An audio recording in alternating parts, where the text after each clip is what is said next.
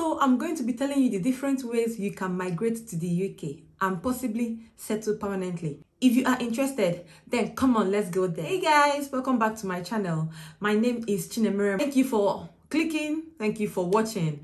Please don't forget to like this video, subscribe to my channel, and also share this video. And to my returning subscribers, I say it all the time, you are all super amazing. Thank you all very much. I've come to realize that a lot of people, so many people out there, don't even know that there are also many ways to move to the UK and possibly settle in the UK. So if you are in that category, you don't know that there are other ways you can come to the UK, or if you don't have an idea that there are many ways you can come to the UK, or if you are interested in knowing the different ways you can migrate to the UK, then sit back, watch this video to the very end, and I'm going to tell you different ways you can migrate to the UK and possibly settle permanently in the UK. So I'm not saying this in any order, I'm just saying it like the way I wrote it down. So the first one is skilled worker visa. So this skilled worker visa has replaced the Tier 2 general visa.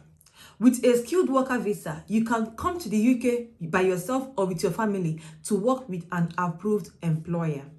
An approved employer is an employer in the UK that the UK government have approved as someone that can sponsor you in the UK. So for you to qualify for this skilled worker visa, first of all, your company must be approved by the UK government, like I said previously. Secondly, you will have to obtain a certificate of sponsorship from your employer stating your job specifications. Number 3, you must do a job that is on the list of eligible occupations. Like there are some jobs that are on this list, some are not. So your job must be on this list for you to be sponsored to come to the UK. You will also need to prove that you can speak and understand English. An English certificate, IELTS, or the rest may be required of you. Now, how to apply for this visa?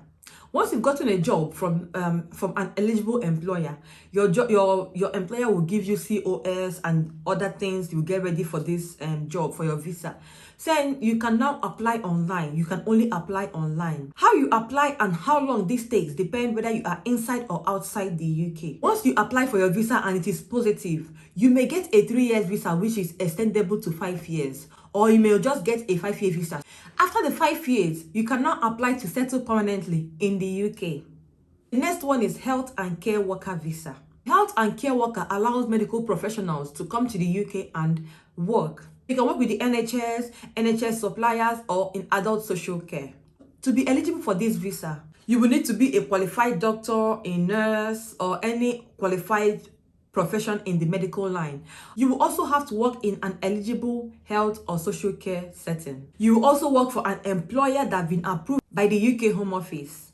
You will obtain a certificate of sponsorship from your employer stating the role you've been offered in the UK.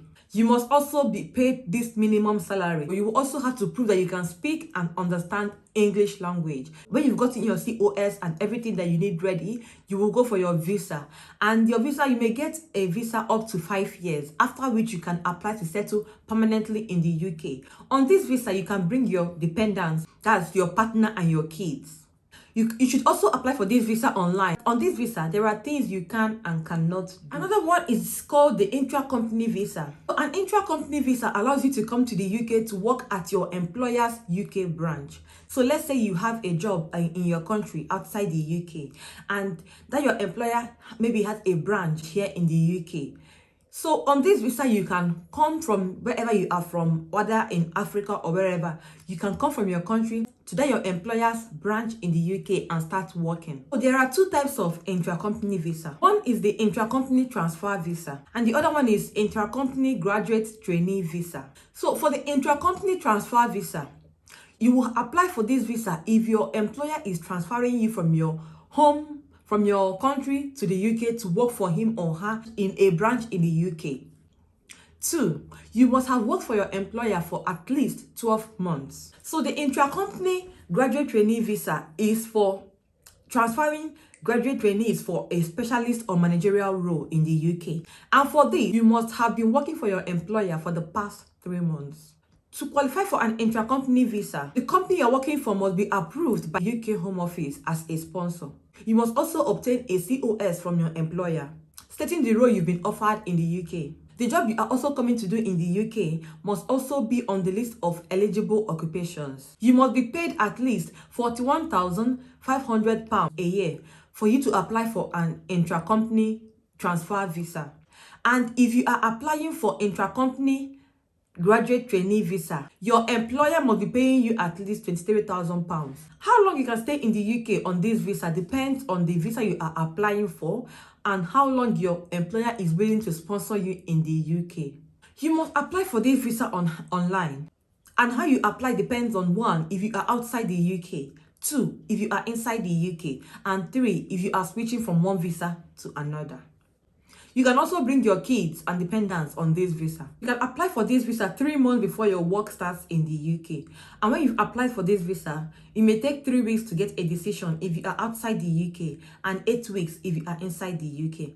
And on this visa, there are things you can and cannot do, but they are not like serious things, just like maybe you cannot access public funds, you cannot do certain jobs and all that. The next one is Global Talent Visa.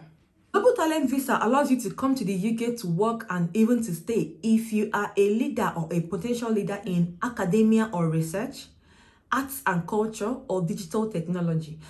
And you must be at least 18 years old to apply for this visa. So before you apply for this visa, you must first of all apply for an endorsement to prove that you are a potential leader or a leader in these fields or in any of these fields. But you can also apply for this visa without an endorsement if you've won an eligible award before in the past or in the present. You may get up to 5 years to stay in the UK and work, after which you can now apply to settle permanently in the UK. The next one is Startup Visa. You can apply for a startup visa if you want to set up a business in the UK, but you must prove that that business is a unique business. It mustn't be anything that has been in the market already. So it must be a kind of a new business idea. And you must also meet other requirements such as you must be 18 years of age before applying. You must prove that you can speak and write English. It all boils down to English. You must prove that you have enough savings to support yourself while in the UK. You also prove that you have about £1,270 in your account in the past 28 days. You must be endorsed by a UK higher education institution. You must also be endorsed by a business organization with a history of supporting UK entrepreneurs. You must show that that business idea is viable, has potential for growth, and is very new. How long you can stay in the UK on this visa is 2 years. So you can only stay for 2 years on this visa, and it is not extendable. But if after 2 years you still want to stay in the UK, you can now switch to what is called Innovator Visa if you set up a business already on a startup visa. And that brings me to the next one, which is Innovator Visa. Innovator Visa is also similar to the previous one, which is Startup Visa. Ability requirements that apply to Startup Visa also apply to this one.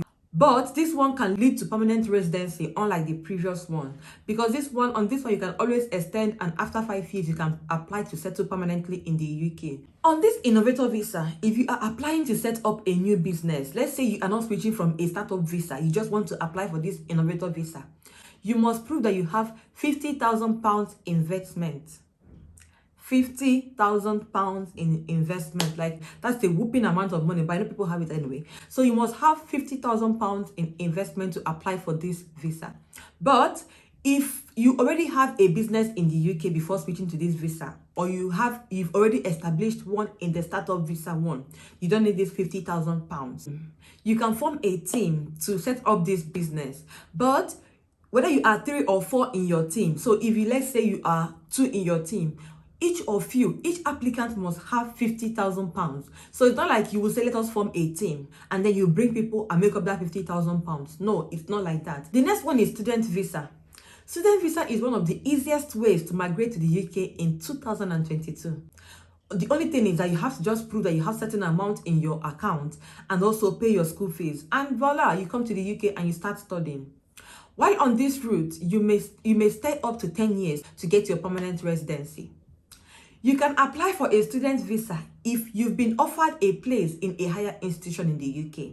You must also show that you have enough money to support yourself and to pay your tuition fees. The amount you pay will vary depending on your circumstances. You will show that you can speak and write English. When you can apply for a student visa depends on if you are applying from inside or outside the UK. But the earliest you can apply for a student visa is 6 months before your course starts. Usually, you should get a response within 8 weeks. How long you can stay in the UK on a student visa depends on how long your course is going to last.